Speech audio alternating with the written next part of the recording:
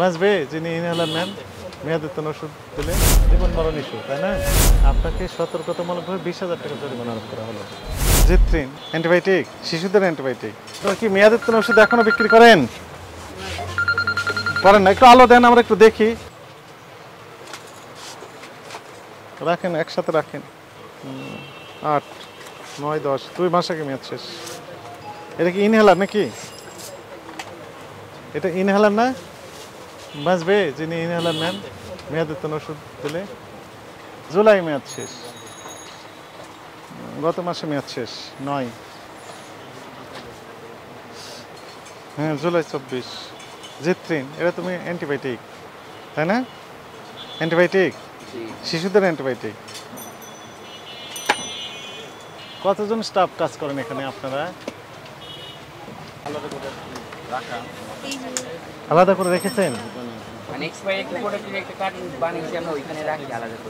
সেগুলো ওখানে রেখেছিলেন, তাই নাকি? ওখান থেকে বের করছে কার্টুন থেকে? এটা ছিল, এটা তো রেখে থামান থামান থামান। কার্টুন থেকে বের করেছে?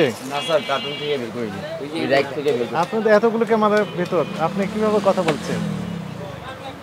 কার্টুন থেকে তো বের করছে যেগুলো, ওখানে 27 সালে মেয়াদ সেগুলো তো রেখেছেন। তাহলে আমি বুঝবো কিভাবে যে আপনার এটা মেয়াদোত্তীর্ণ বা মেয়াদোত্তীর্ণ না? এক্সপায়ারি রাখার নিয়মটা কি? আলাদা বক্স থাকবে, সেখানে ডিক্লারেশন থাকবে মেয়াদোত্তীর্ণ, বিক্রয়জনের নয়। আপনি কি সেই জোন এটা? তাহলে ওগুলো সব এক্সপায়ারি আমরা ধরে নিই, এখন তো মেয়াদ আছে ওগুলো সবগুলো।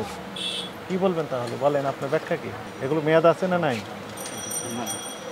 মেয়াদ নেই, এগুলো মেয়াদোত্তীর্ণ। এটা কি লেখা আছে যেন, পড়েন তো কি লেখা আছে? কত দিয়ে বিক্রি করতেন এটা? কত প্রাইস?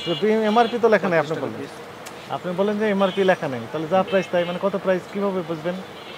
35 টাকা আপনি নির্ধারণ করলেন কিভাবে? তো বক্সেই তো আছে, এটা লেখা আছে এখানে এমআরপি লেখা আছে, নট ফর সেল, বিক্রয়ের জন্য না, বাংলাদেশ লেখা আছে। তো আপনি বিক্রি করছেন কেন?